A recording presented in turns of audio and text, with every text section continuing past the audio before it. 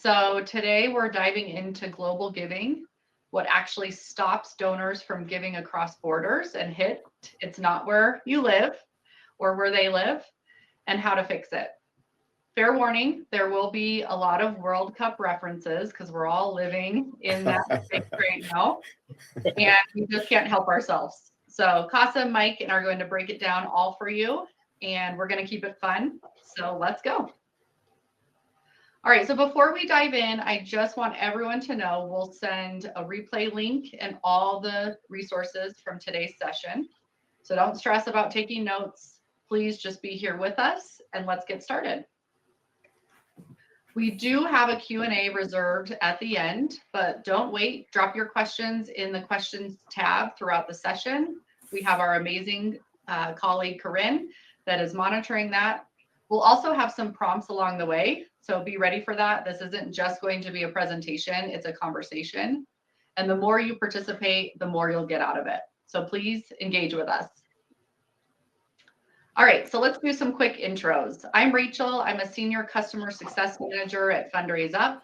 I've spent nearly 2 decades in fundraising, and what keeps me going is the belief that nonprofits deserve better tools, better experiences, and a better global reach.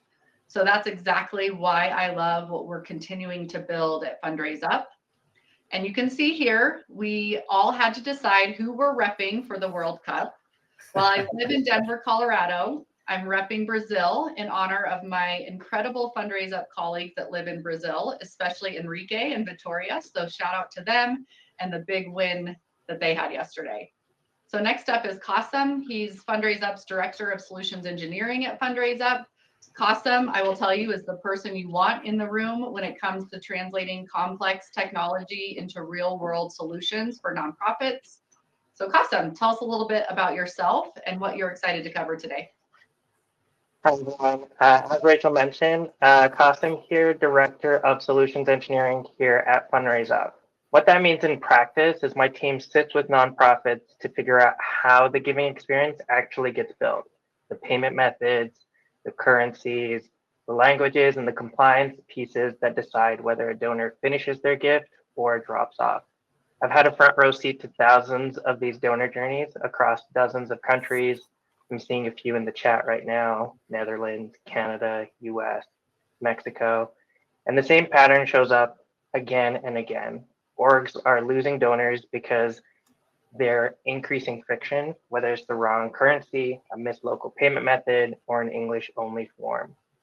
And since we're talking World Cup, full disclosure, I'm repping Team USA, the best soccer team in the World Cup. I'll give everyone a moment in the chat to agree. We'll definitely settle this after the session, and in a month's time when US is holding that trophy. But either way, I promise the playbooks that we're going to talk about, that I'm going to walk you through, have a much better track record than my sports takes. So I'm going to hand it over to Mike before we get right into it. Yes, and Mike joining us from HJC. He's a true legend in the nonprofit sector. Mike founded HJC and has spent decades helping organizations around the world grow their digital fundraising programs. Mike, we are so glad to have you here as a partner, and please tell everyone about you and the work that HJC does globally. Love to. So glad to be here. I was born a direct mail fundraiser back in the 80s, so don't hold that against me. And really took that direct response approach, the structure, and moved into digital in 94, 95, and ran the first fundraising campaigns online for someone named Anita Roddick. She was the founder of a company called The Body Shop. And so those early years have just led to HJC being omnivorous in the sense that digital connects to non-digital. All levels of giving are connected, from small single gifts to monthly gifts to mid-level to major to planned giving. And connecting all of that with digital innovation and digital excellence is something I live for all of the time, and have worked in over 100 countries and have loved the global experience and how we bring that comparative knowledge to work every day. So glad to be here. And who are you repping? I am repping Canada, who on Sunday have advanced to the round of 16. And I am hoping and praying that we bring it when we play Morocco. It's going to be a great game next match. Perfect. Thanks, Mike.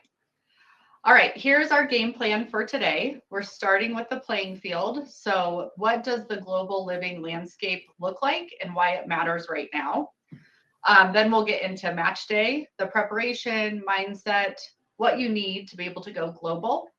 From there, we'll run through the playbook, as Qasim alluded to, multilingual journeys, local payments, compliance, retention across markets. It can be really complex. And then we'll pull it all together for one winning strategy. And then we'll close with a post-game interview, which AKA Q&A with all of you. So as we promised, we're delivering. Let's play, or vamos, as many say. All right, so I'm now going to pass it to Qasim, who's going to show you why it isn't just for organizations already fundraising internationally, because if you have donors that speak another language or live outside of your home country, this is for you. So Qasim, take it away. Sounds good. I want to start off with a question or poll in the chat. How many languages does your organization's donation form currently support? And you can say 1, 2, or 3 plus. And I'll give a minute for everyone to post that we can see across the board before we seeing a few 1s, seeing a couple 2s here, some 3s.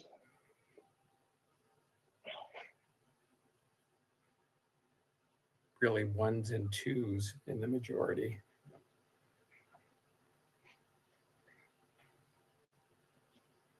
So as we still see those answers coming in, what we're seeing in the field is having multiple languages isn't just for international fundraising. You don't need to have global ambitions. You can be a local nonprofit or a regional nonprofit, whether it's donors who speak Spanish in the US, French in Canada, or even Polish in the UK.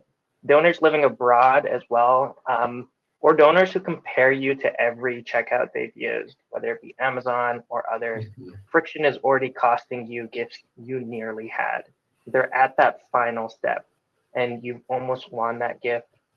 The world is only getting more borderless.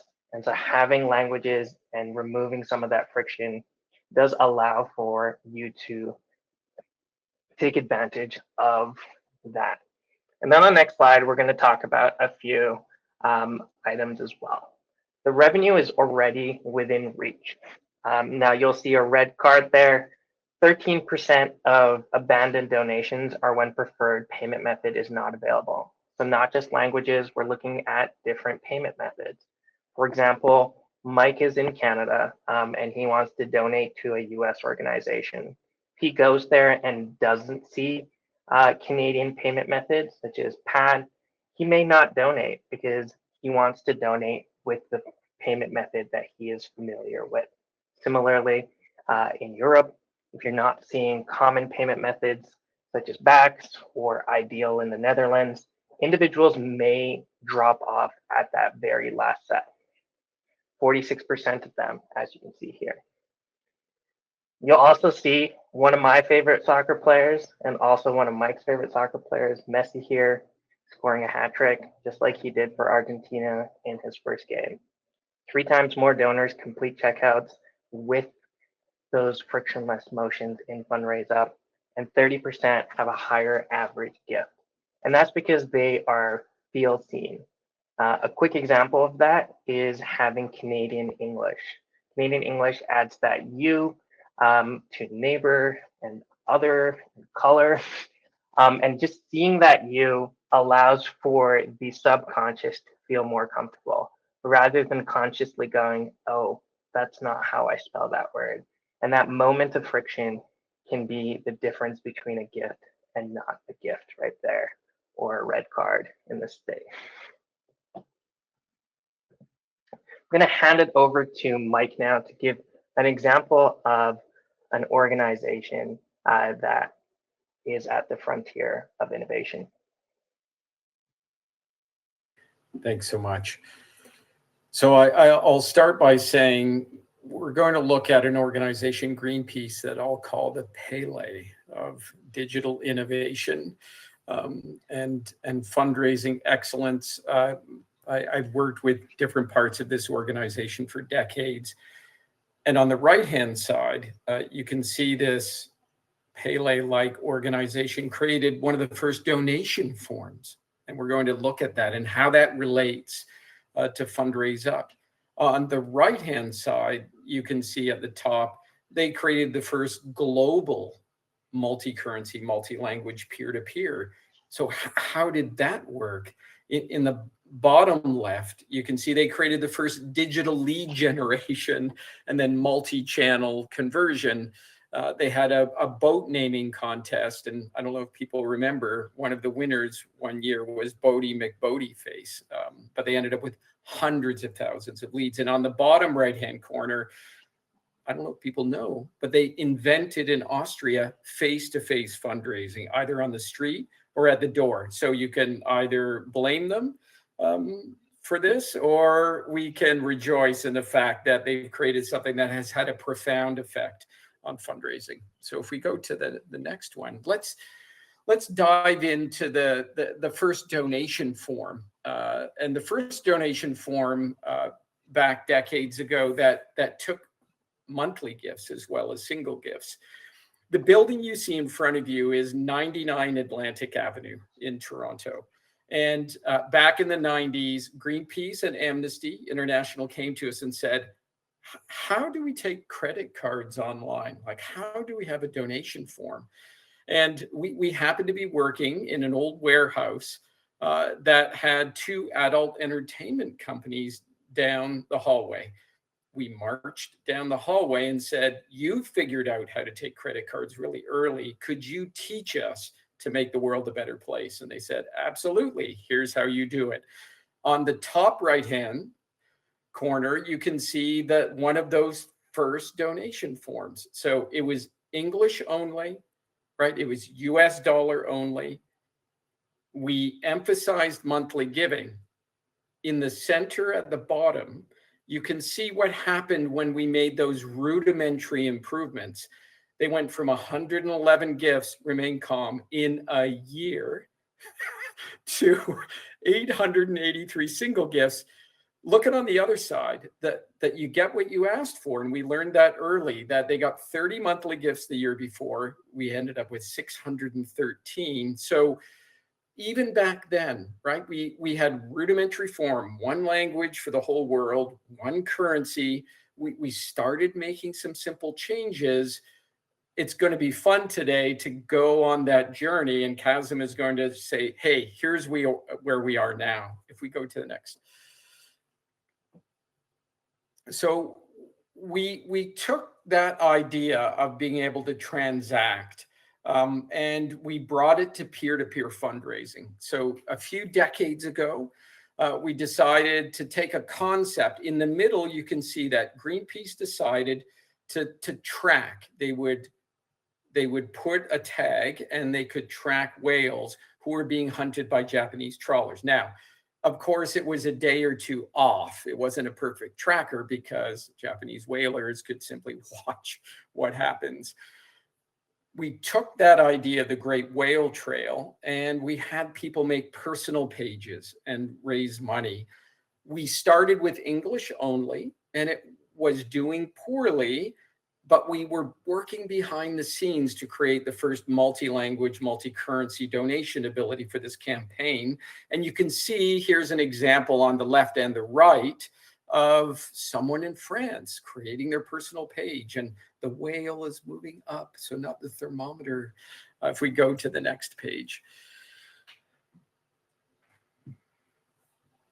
And so what happened, right? We want to look at what happened. So as that flat campaign that was English only in one currency, we created this social network fundraising tech that was localized enough, and we started to see people raise money across the world. And you can see there were countries who had never really contributed. Sweden wasn't really in the mix. Spain had never been in the mix. France had never been in the mix before, and suddenly giving them localized currency and language opportunities for peer-to-peer fundraising. And places like Hungary as well, they had never been on GPI's radar before. So just that globalization piece started to create momentum in digital fundraising. If we can go to the next. So one thing I wanted to share around Greenpeace is, how do they do these things? How do they create all of this digital innovation and digital piloting and best practice? And it starts with culture. And so for me, working with Fundraise Up over the last number of years, their founder, who is global thinking by nature, they have a culture of global thinking and innovation. It's the same with Greenpeace. And I want you guys to scribble this down and bug me afterwards. We helped create an innovation fund. And so that innovation fund at Greenpeace, you can ask for money. And here's an example. Greenpeace Argentina said, people are starting to use their mobile phones a few decades ago. We want to create a frictionless experience where we can ask for and get their mobile numbers. This had never happened before. And they ran these experiments. Look what happened. They captured over 1 million Argentinian mobile numbers. They weren't typing in Messi at the time or anything. And maybe another famous player in the past. And they called 170,000 people, right? They converted 15,000 to monthly. So I just want you to take inspiration from an organization that pushes forward, that pilots best practice, who looks at globalization in the digital environment. I think that baton has been passed to people like Fundraise Up, and that's why we'll be telling these stories today. If we can move on to the next one.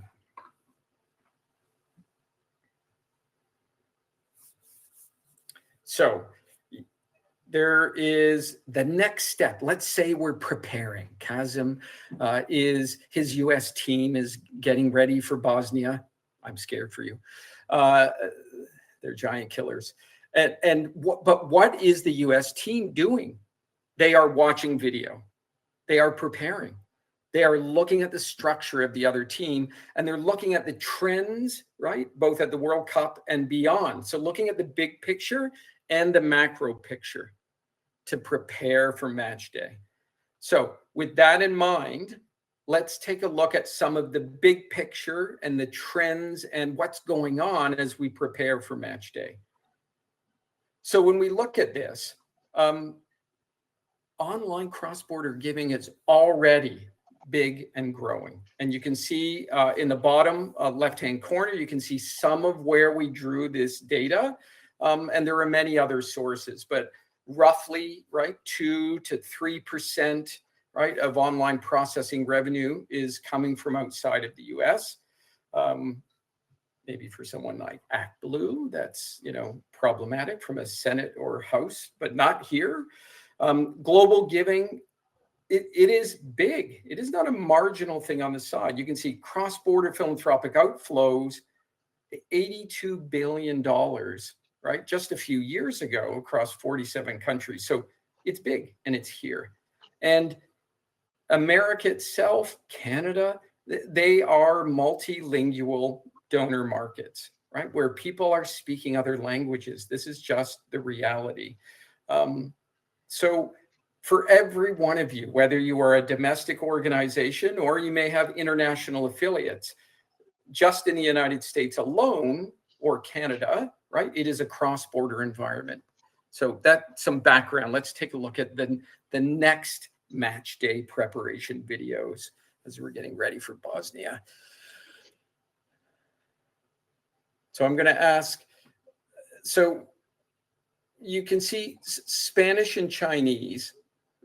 I mean, they are just absolutely big language opportunities. And for the Canadians who are listening in, for example, Canada's third language after English and French is Punjabi, for example. So I think, Qasim, for me, it's just everyone pay attention to what their market is. Like, what are the languages spoken, right? And where do you see opportunity and where you need to meet philanthropic consumer expectation? And different causes at different times can have global opportunity. So clearly, faith-based organizations, international development, emergency relief, diaspora communities, etc., right, are opportunities connected to mission and should also get you thinking into having the best tools. And monthly giving, let's remember, I mean, monthly giving was invented outside of the United States. I mean, the United States is a latecomer to monthly giving. And so it just means that global donors who are giving to United States organizations or Canadian are probably more familiar with monthly giving. And so knowing that predisposition, having a tool like Fundraise Up that has an algorithmic magic to get more monthly donors makes sense for me as global people come to give. Yeah. Anything to add there, Qasim? Yeah, Mike, I love these two slides. I'm thinking about it from a U.S. perspective. You know, we're looking at it from both a tactical perspective with regards to Bosnia, thinking about their aerial prowess with, you know, some very tall players that they have, as well as some fast wingers.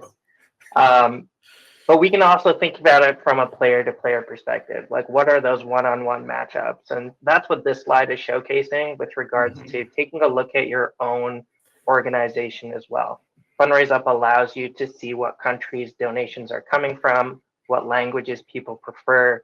And so you may have a unique subset of languages already giving, and it only will help to then further cultivate that donor base. I know we have some UK people in the crowd. I mentioned Polish before. Polish is the second highest spoken language in the UK, and then it's Urdu and Punjabi, and then Bengali. You know, just wanted to let the people across the pond have their say as well, rather than Canada and That's great. America. Love it. Yeah, let's go to the next slide. We want to do another poll in the chat. So I did have a quick follow-up question. Remind me, Mike, was there a specific country where recurring giving originated? Not in and of itself, but Austria created face-to-face fundraising. And monthly giving, I would say the international NGOs based in Amsterdam and in Geneva would have created the first monthly giving form. So let's say it's a triumvirate, it's kind of Vienna and Geneva and Amsterdam would have really been the folks who created both online and offline monthly giving. Great, thank you. That was something that resonated with me. So again, as you all are adding things, please do to the chat. That helps us shape a little bit of how we share the next 5 pillars. So please add what's resonated so far, what's given you pause in thinking about your own global giving. So give everyone a moment to do that.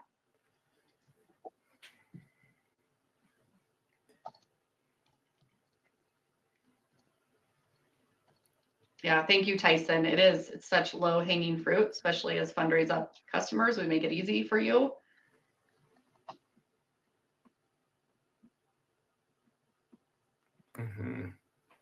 One thing that you said, Qasim, just the slight changes, like adding the U for Canadian or Canadian orgs that have Canadians. I think you're right. Like those subtle things make me feel more safe in making a donation. So I loved that tidbit. Yeah, and I think the other piece that I want to highlight is, you know, individuals are making purchases online on a near daily basis. My wife just gave birth to our first, and so I'm always on Amazon and, you know, Target trying to buy diapers and pacifiers, and it's very, very easy for me to make those purchases. And then I may go and say, hey, maybe I should make a donation on behalf of my son. And then I go to a nonprofit's website and get frustrated because I don't have the payment methods that I want. I can't just click Apple Pay and make that payment and have everything autofill. And so not just taking a look at what peers are doing, but also taking a look at what e-commerce is doing and what best practices are. I love what you said, Mike, about the innovation fund, and my mind went straight to the favorite two letters everyone has, AI, and like what we're going to do with that. So definitely curious to kind of see that come to light at different organizations. Yes. Yeah. Well, let's jump into the playbook and how we can best support next steps. So we're going to cover 5 pillars of globally ready giving experiences. So local currencies, payment methods, different languages as part of the donor journeys, again, regional compliance, donor retention at scale, and how to do it all without adding complexity to your teams. These are small but mighty teams that we have doing amazing work across the world. And so let's dig in with Mike kicking us off with the first pillar. Cool. Love it. All right. So it's harkening back to Greenpeace and their rudimentary beginnings, but we want to let donors give the way they already pay. And to Qasim's point about their consumer selves, right, versus their philanthropic consumer selves. And so when I look at Fundraise Up's hard work to be able to do that they're able to serve up 135 plus currencies. I mean, back in the Greenpeace days, that would have been mind-boggling.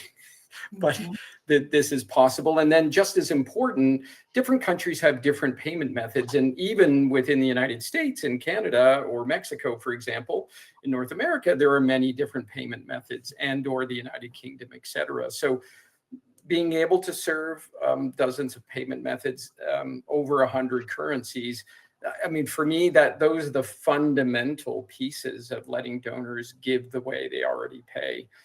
So for me, that's big. And I just love to hear from Qasim on, things like smart checkout and differences in places like Australia on payment methods. Yeah. As we look at this slide here and we're looking at these numbers, 135 plus, you're seeing a number of payment methods. What Fundraise Up does is it makes it very easy for individual organizations to turn on these methods and currencies. It's a simple click of a button to turn these on. And that's where Smart Checkout comes. For example, if I was in Canada alongside Mike cheering on Team USA as they are in the World Cup final, and I wanted to make a donation, given that I'm in Canada, I'd have the ability to make that donation in Canadian dollars. However, I can change that really quickly to US dollars as well. Individuals in the UK will see British pounds. So they're seeing a familiar currency. They don't have to make that conversion or think about foreign transaction fees when they're making that payment. Automatically detects currency. It can automatically detect language as well. So in Canada, if I'm located in Quebec and my browser settings are set to French, it will showcase a French donation form. And that's simply done on the back end. You don't have to create different forms, and that can easily be done with a single click as well. The last point I think hits home. Regional payment methods are very important. As you can see, Australia, 30% of donations come through PayPal. That's a familiar payment method for them. In the UK, regular gifts are done through BACS, direct debit, more often than they are done through credit card payments, much like they are in the US. So each of these regional leanings, nuances are important to identify, and Fundraise Up has a team that can help you as you embark in what we like to call going for gold. And Qasim, I just wanted to draw people's attention to the right-hand side to say, I mean, here's a regional example where Canadian Red Cross, by implementing Fundraise Up with a multilingual ability, and Canada being officially multilingual, bilingual, that made a heck of a difference in the first year of using it for year-end fundraising. You can see adding different and more numerous payment methods like digital wallets made a difference in the increase. And then again, the magical ability to increase monthly donors as well worked for them. So again, letting donors give the way they already pay in Canada, that made a difference. And I'll hand it back over. Yeah, this is a perfect intro. Thanks, Mike, to pillar 2, which is that multilingual donor journey. So there's an important distinction here that we wanted to call out. So a localized journey is not the same as a translated form. So think about this. 1 in 5 Canadian donors use French as their primary language. US Spanish-speaking donors are one of the fastest growing segments. Mm-hmm. So donors may browse in English, but when it comes to like pulling out my credit card, making that donation, or Qasim, making a donation in honor of his son, they want it to be in their own language. So Fundraise Up covers the full journey. So the form, email, donor portal, receipts, not just the button, which is really important. Aid to the Church in Need is a great example of one of our orgs. They're running across 20 to 40 different country offices, so they can have the same principle, different scale, and avoid that friction and that drop off. So Mike, take it one step further and circle back to Greenpeace on this topic. Yeah, so let's take a look at, we started with Greenpeace from a few decades ago. Here's a good example of Greenpeace Canada, again, with a requirement in order to be better, to have a multilingual and a less frictioned improvement. And you can see in the initial testing and launch that conversion rates went up, one-time gift increased, average monthly gift increased, adding those payment options were a part of that success. There was an increase, interesting, in memorial and tribute. So making it easier to do that multi-language.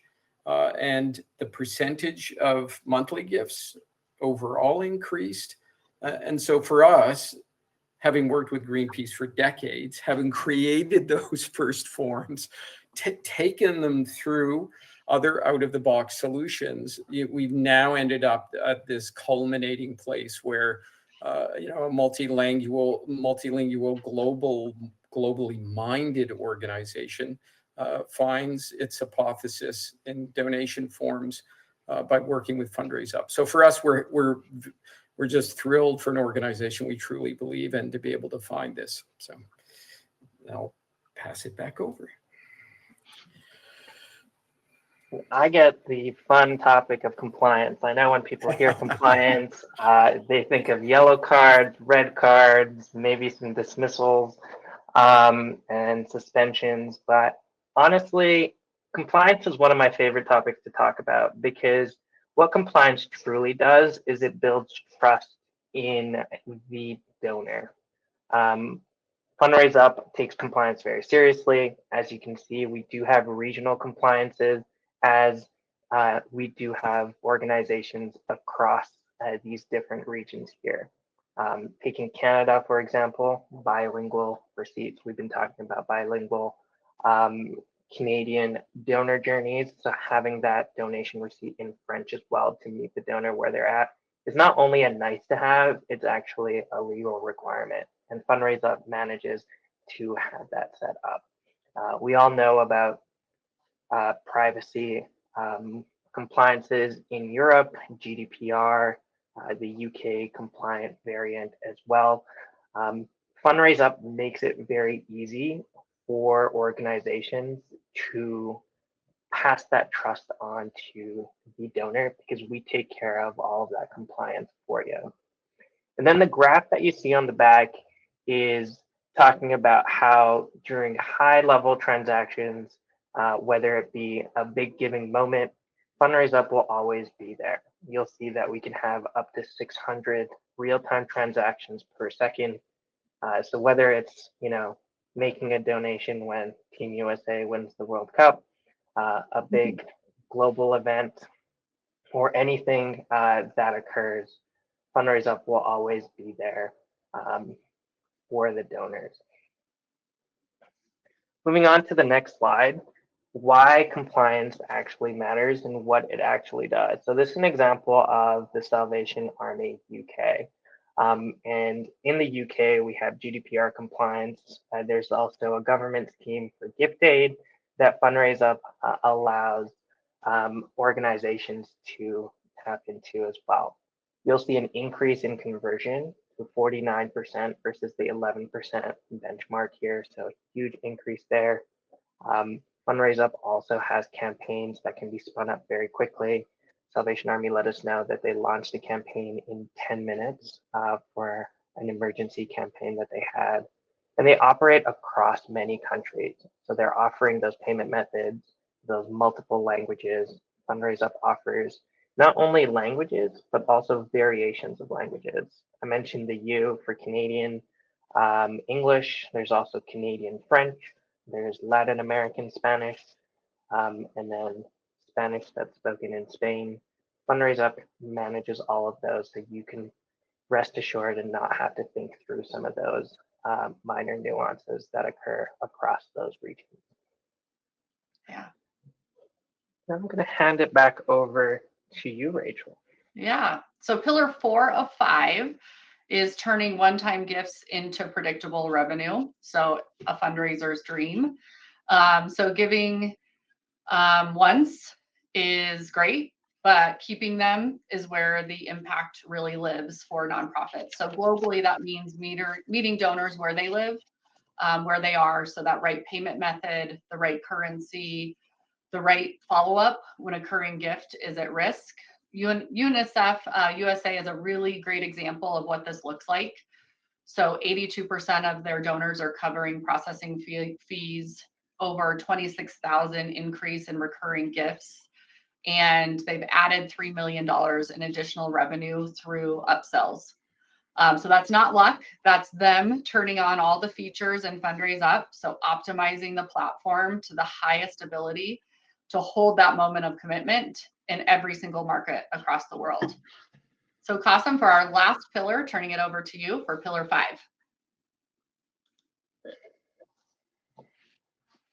So finally, pillar 5 is scaling across those markets. And I think we've been alluding to this throughout this presentation with regards to turning things on with a simple click of a button. And I know that may be hard to believe, but that's truly how simple it is with Fundraise Up.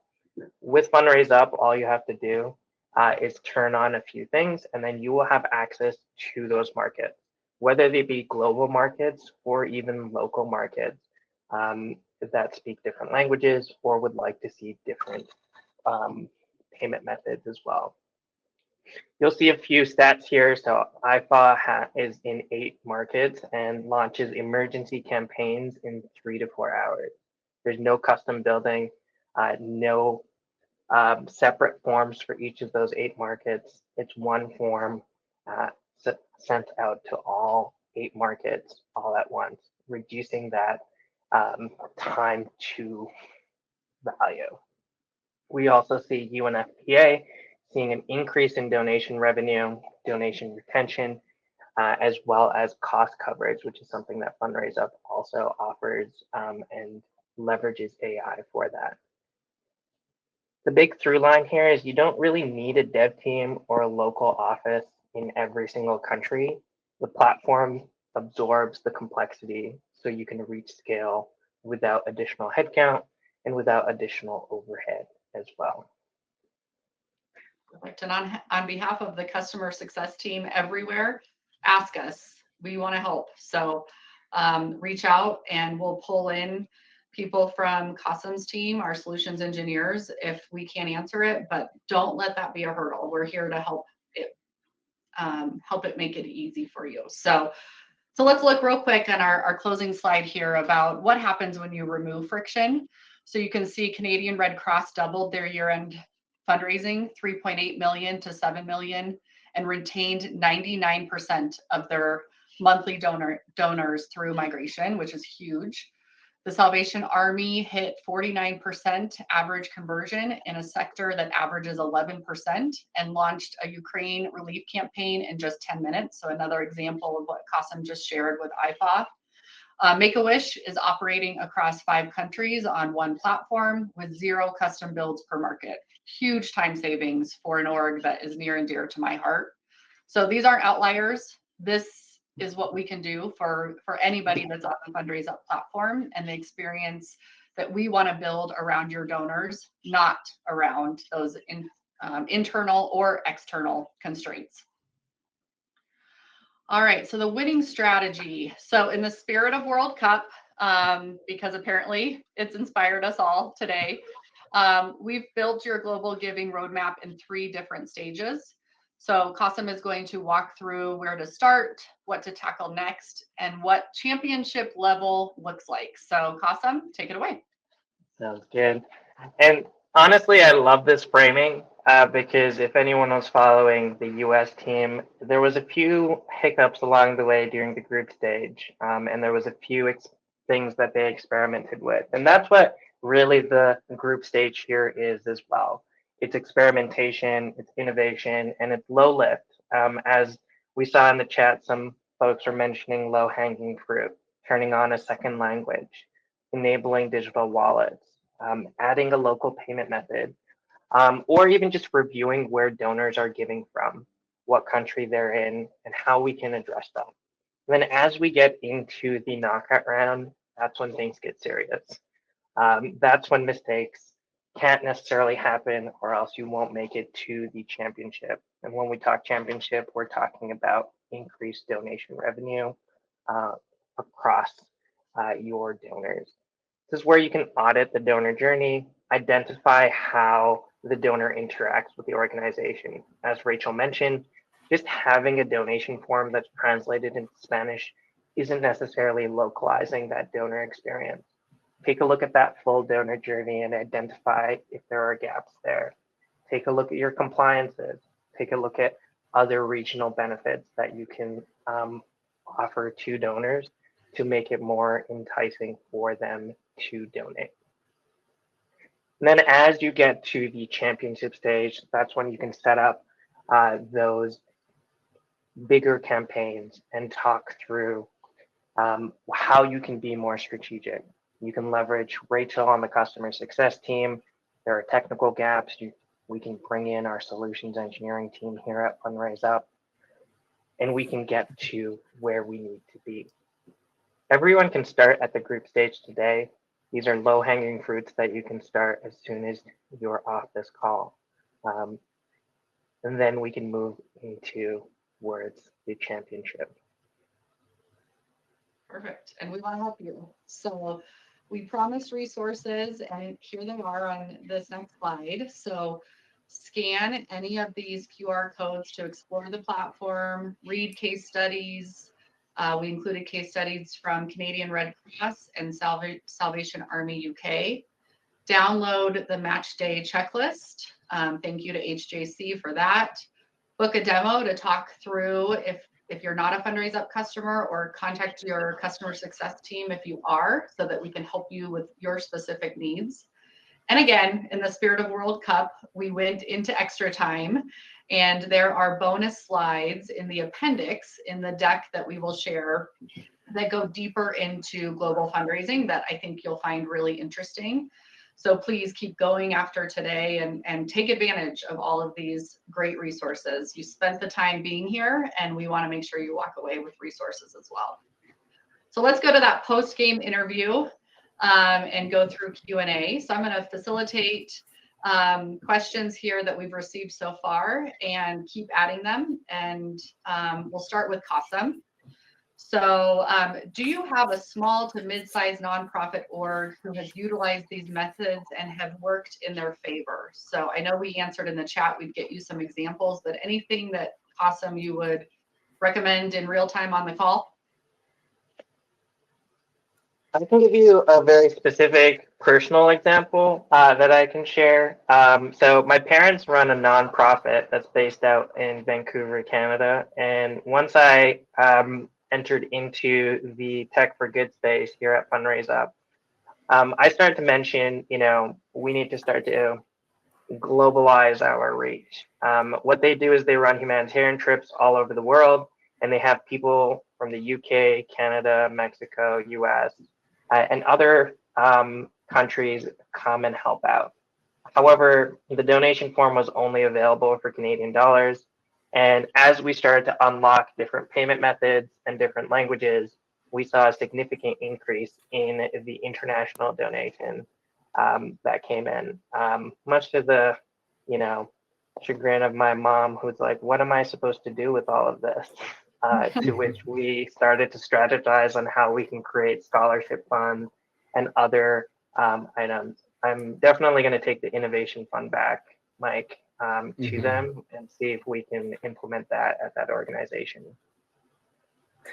Perfect. All right, thanks. We'll share some links as well. Mike, we had this question. As a wildlife rescue, we need to be extremely careful about the language words we use to describe an animal's status or prognosis. Any tips to navigate this while trying to include more languages in our forms? I'm assuming AI is the base of these language translations. I can take this one from a Fundraise Up perspective, but then Mike, feel free to jump in afterwards. So at its core, Fundraise Up's default translations are done through human translation because we truly believe in localization rather than translation. And there is a distinction there. Translating is just taking it word for word, whereas localization is actually taking the essence of what you are trying to say and making sure that meaning and that emotional response remains the same. So you may be saying it in a different way, in a different language, but the meaning is still the same there. And that's what true localization is. You do have the ability to add in your own translated or localized language so that you can then meet that donor where they are at as well in Fundraise Up. And so that is an option that you have available to you, and we can provide support on that if necessary.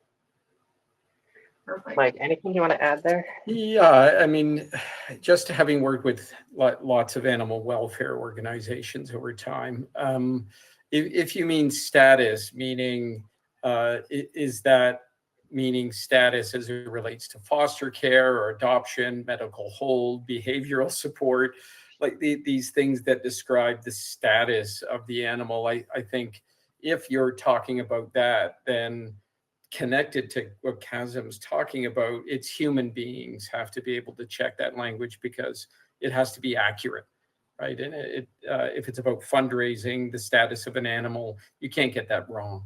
So if that's what you're getting at with status and language. Great, thank you. And thanks for that clarification. And I'm proud that we're doing this localization piece with the human touch. It means it's so important right now.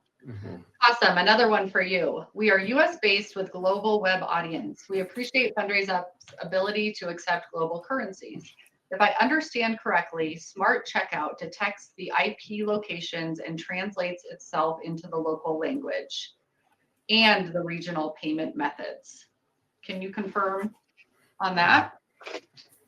Yeah, so there's a lot to unpack there. Our Smart Checkout is, I'm going to put it in quotation marks, very smart. And so it does look at IP address for localized payment methods. However, there is a variety of ways that we can showcase the different languages. And there are different settings that you can have inside of the tool so that you can guarantee specific languages are shown to specific donors. I mentioned in the past that it could be based on browser setting as well. So regardless of where they are located, they may be shown a specific language there. And we can talk about localization and how that works in our Smart Checkout I can talk about it for hours because I'm very passionate about it. So happy to discuss with you if you have further questions. Great. Mike, question for you. What's the biggest misconception nonprofits have about fundraising internationally? How has the donor experience for global giving changed in the past few years? I mean, there's almost a dichotomy here, but one misconception is that donors are different in the sense of why they give or all of that, like borderless in the sense that humans are humans. So people give to people give to mission, people want to have impact, people want transparency, all of those things we've found. So cross-border, how humans look at giving and why they give and what they want to accomplish is the same, Rachel. Like, and you cannot tell me otherwise, but it's the technical differences which you guys are solving. So the technical differences of currency, language, and payment systems can be solved through a solution like yours. What people stumble on is to think that they're different in the value set, the why they give, and what they want to accomplish with their giving. That tends to be the same. And I see people stumble to think otherwise. Got it. I like that dichotomy. Thank you. Qasim, currently Fundraise Up only provides translations for default email content. Do you have any plans to provide translations for customized email content in the future?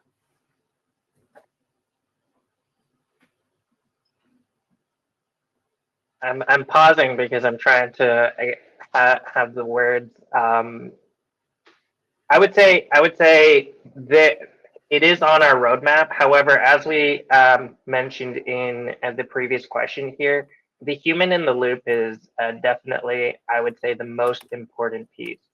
And so having something that's translated very quickly with AI is not necessarily going to be the best donor experience. When we talk about, not having the U in neighbor for a Canadian organization, if something is auto-translated with AI and is grammatically incorrect or worded a very interesting way, we've all gone into AI and asked it to write an email. And then you read that email and you go, I've never used that word before. Why is it pulling that word in or using M dashes everywhere? So that's something that I would caution and be careful of as we do it. Our tool continues to progress and will continue to allow organizations to have a seamless experience as they create their campaigns and their donation emails. But I want to caution that we should always remember to have that double checked with a human as well. Perfect. Thank you. All right, we have time for about 2 more questions. So I'm going to ask each of you one. So get ready. Mike, where, kind of piggybacking on your last question, where do you see global fundraising heading in the next year or 2? So what do you see on the horizon? I mean, one thing we see is the global South influencing more and more innovation, ideas, and direction. So Fundraise Up is a wonderful partner at an organization called the Resource Alliance based in London. And there is, everyone listening, the best fundraising conference in the world is outside of Amsterdam every year for the last 43 years. And we have seen the beginning of an inversion. So, the top heavy, the North is telling the South, right, what best practice in innovation looks like. Now we're starting to see, right, the movement in the other direction, that the best practices in innovations are coming from the global South. And Argentina is a good example from Greenpeace, everyone, right? That years ago, they started doing mobile before anybody. So I think we're seeing that shift, and we need to all be open-minded about best practice from the global South. What was the other part, Rachel? That was it. Yeah, that's the main thing we're seeing. Like, we've been ignoring best practice. And what's cool is, like, we notice Fundraise Up pays attention. That's why they go to the IFC. That's why they're around the world, because good ideas are popping up where we've traditionally, arrogantly, frankly, ignored best Right. practice. Okay, that's a takeaway for me. So paying attention to the global South and the innovation that's happening. So thank you, Mike, for calling that out. Awesome. So we know, and I know this as a nonprofit fundraisers, these are under-resourced teams.